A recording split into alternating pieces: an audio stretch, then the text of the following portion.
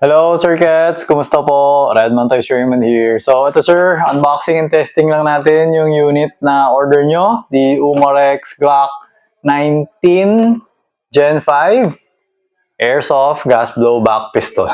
Okay. So, this is made by Vegaforce Company of Taiwan. Okay. Alright. So, ayan sir. Okay.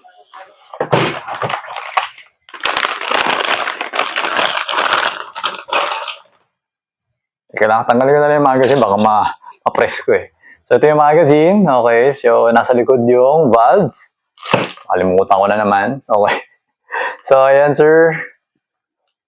Same as the license unit. Same as the real firearm. Okay. Serial number.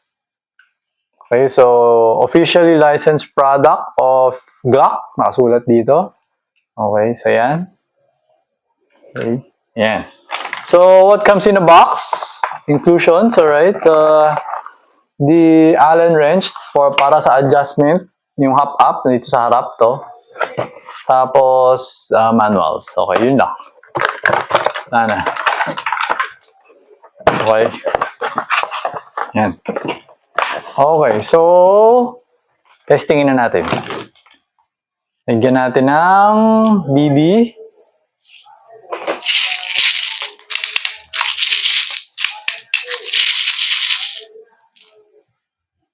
Teka lang. Ilan na nalagay ko? 7. 8, 9. Lagyan ko na 9. Alright. Tapos, gas. Sa likod. Kalimutan ko na naman.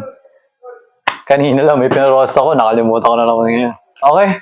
So, yan sir. Always remember to keep your trigger finger out until the time you're going to pull the trigger.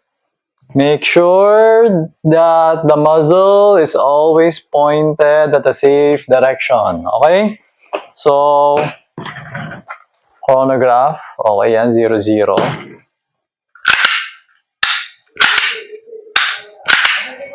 Okay? So, yan. Inserting. Firing.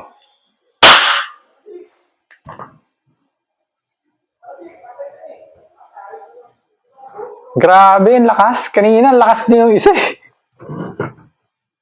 Ano lang ginamit natin, ha? 12 lang, ha? Mabot ang 402. Ngayon lang ako nakaputok na ganito kalakas na Glock 19. 402 FPS. Grabe. 377. Di ko alam. Ba't mainit ba? Mainit natin panahon ngayon. Siguro mainit yung mag. Takas yung pressure. 377.1. 346.9. Ay, gulat ako na sa 402 ah. 321. Yan. Nag-normalize na. Okay. Pero solid eh. Yung 402. Parang kala mo naka-CO2 eh. Okay? So yun, 321.8. Tagdagan ko lang ng gas. Kasi malamig naman yung gas eh. Okay, so anyway, 321.8. Okay na to. So, accuracy test na tayo. So, we still have 5 rounds. For this unit of yours, ang gagamitin kong bilog is the ano ba? The bottom row. And the second from the left.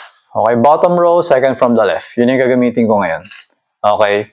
So, yung kanina, bottom row, second from the right. So, sa inyo, second from the left. Okay. So, the distance of the target box is 2.3 meters and the size of the circle is 4 centimeter in diameter.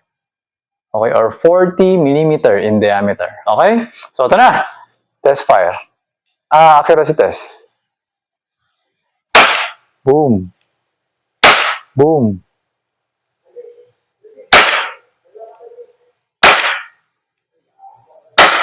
Okay. So, mas maganda yung accuracy nung kanina. Pero, for this unit of yours, pasok pa rin naman siya lahat sa loob. So, this is out of the box. Okay? So, wala pang adjustment sa hop. and stuff like that. Kasi minsan may factor kasi yung adjustment sa hap. So, yun siya. Okay, lalo na yung BB na gagamitin nyo is 0.28. So, adjust nyo na lang, then check na lang. Pero, okay naman yung accuracy niya kasi kahit papaano, tatamaan natin yung 40 mm diameter na target at 2.3 meters. Okay, so maliit na yan actually. So, okay na rin siya. So, depende na rin sa BB nyo. Paggamit nyo ng 0.28, tapos i-adjust nyo na sa hop-up to make sure na diretso yung flight niya. Tapos, yun. Pwede kayo mag-check ulit kung kumusta yung accuracy niya in yung groupings. Okay? So, send ko na lang sa inyo yung i-picture ako na lang itong box, then send ko sa inyo yung result ng target natin. Okay?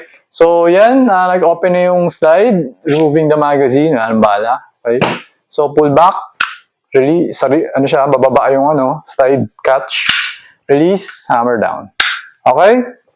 So, ayun, sir, guys. Okay na tong unit mo. So, I'm going to pack it now para mapadala ko na siya sa inyo. Okay? So, ayun, sir. Thank you for your order. Until next transaction po. Always remember to stay safe, stay great, be good, and be thankful always. God bless po, sir. Bye-bye.